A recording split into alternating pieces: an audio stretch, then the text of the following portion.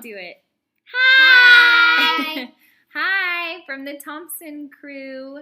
That's Madeline and Logan, and they wanted to say hi before we start our official lesson here. So, anything else you want to say to my students? Say, I hope to see you soon. Hope to see you soon. We can't see you, May. Say, see you later. See you later. Okay, so I hope you guys are doing well. I miss y'all terribly. I wish that I was doing this lesson in front of you and not on my computer screen. But we're going to make do, and hopefully we're going to have some kind of video conference sometime in the next week, okay? So I don't know what that's going to look like yet. I don't know if I'm going to do per class period or do maybe some virtual office hours where y'all can log in and ask questions or just say hi. I'm still working out that schedule, but I will keep you guys posted and let you know as soon as I do. But just for now, know that I'm thinking about you and I miss you guys so much. And yeah, I'm going to do a little notes page. I think you should probably get out a sheet of paper, and I am going to just go through a notes page with you, and then there'll be a copy of the notes on the Nearpod. Okay, so let's dive into some notes. And one more thing. I'm doing the same lesson for 6th grade and 7th grade. So 6th grade, this is a lesson or a unit that we've already wrapped up. You've already tested on it. That's fine. We're just going to keep it review this week, and then we'll jump into something new next week. For my 7th graders, this is the unit we were wrapping up. It's the mean, median, mode, range, all of our graphing stuff. So we're going to wrap up that unit this week, and next week just do some review, and then we're going to figure out some way to do a test. Hopefully we'll be back at school, but if we're not, then we'll figure out a way to do it online. So this is the same lesson for 6th grade and 7th grade, and we're going to jump into some notes now. Okay guys, here's our notes for this week. I am going to give you a copy of this on Nearpod, so no need to write all of this down, but you might want to get a sheet of paper. When I get to this part, I'm going to work out some examples. So, mean is the average. Remember, it's the mean one where you have to add them all up and divide by how many there are. Median is the middle number when they're least to greatest or greatest to least. Mode is the one that shows up the most often. It's not the biggest number, it's just the number that shows up the most. Range is largest minus the smallest. And then the shape of the data, that's basically just talking about is most of it to the left or to the right. Remember, it's backwards from what you think. If all of your data looks like it's shifted to the right, that's called skewed left. And if all of your data is shifted to the left, that's called being skewed right. If something is symmetrical, you can think of it like it's balanced, okay? And so then circle graphs are used to display percentages or a part to whole relationship. And remember that the total circle is 100% of your data.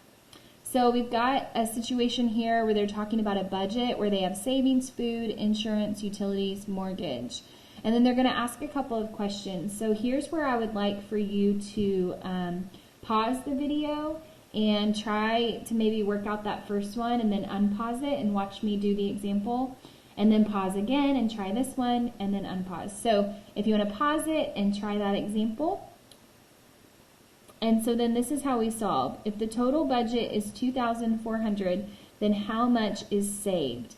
Well, the savings is 15%. So remember, we write that 15 out of 100. And then if the total budget is $2,400, so that would look like this. The total goes on the bottom, the denominator.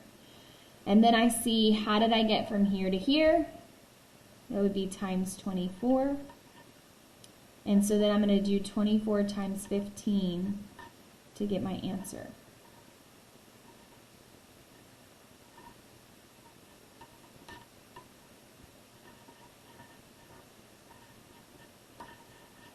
So my answer is that he would save $360. Okay? If you want to pause the video again, you can work out this second problem.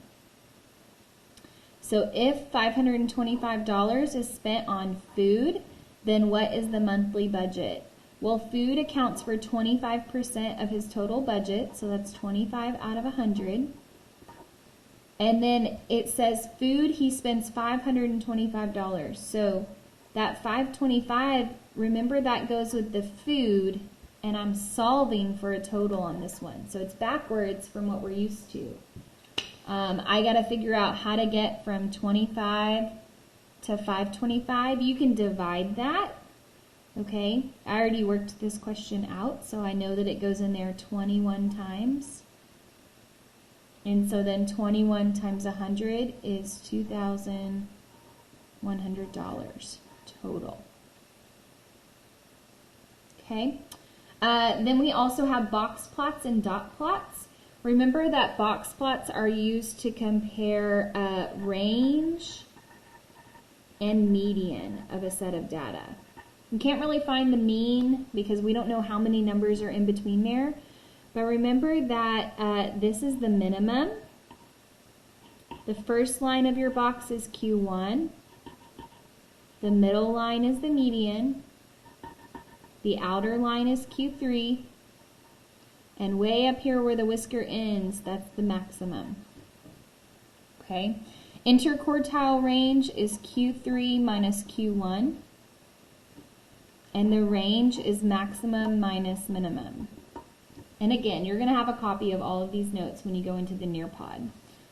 And then dot plots, remember the median is the middle. The other important thing to remember about dot plot is that each one of these dots represents a number. So if I have 1 5, it looks like that. And then a 6, and then there's 3 7s. And then there's 5 8s. So if I was going to write out the data, like if I needed to find the mean, that's how I would do that. I'm not going to write it all out, but remember that each dot represents one of those values. And dot plots are used to show the spread of data along an axis. So it uses a number line. If we were going to find our median, you could mark them off from each end, because that's like marking off the least, marking off the greatest, least, greatest, least, greatest, and back and forth until you find what's in the middle. So my median here ends up being 8. My mode is also 8 because it's the one that shows up the most often. I could also find range here. Biggest number represented is a 12. Smallest number is a 5. So 12 minus 5 is 7. And then I'm not going to be mean and make you find the mean.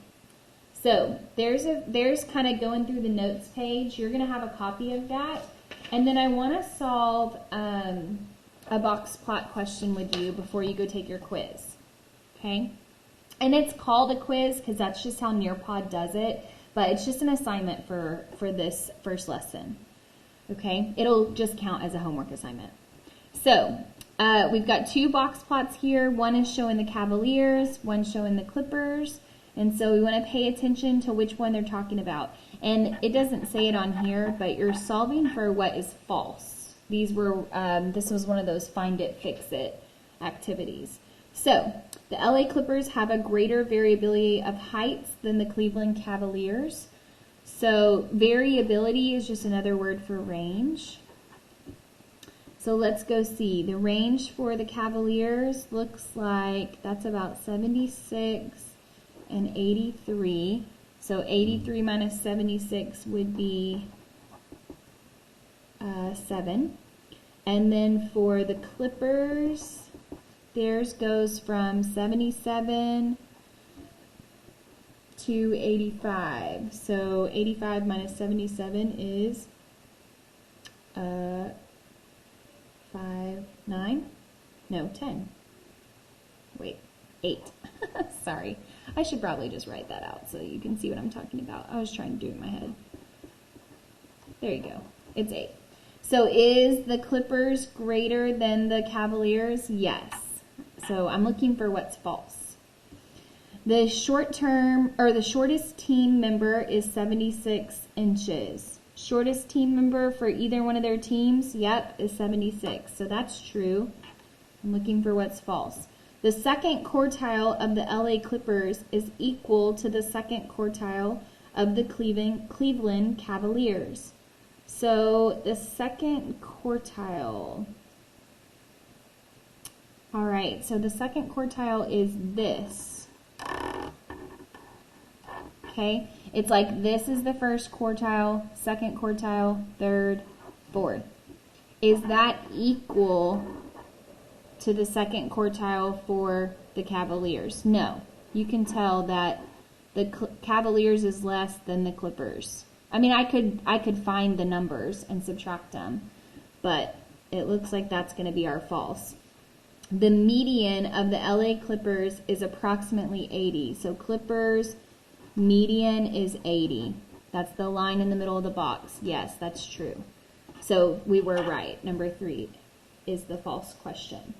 Okay, so that's the end of our notes and our practice. So now that we finished notes, you can go back to Nearpod and you'll see a copy of the notes pages. You can just kind of review through that and then go take the quiz. That will be your assignment for today. I hope that you're doing well, and I'll see you guys soon. Bye.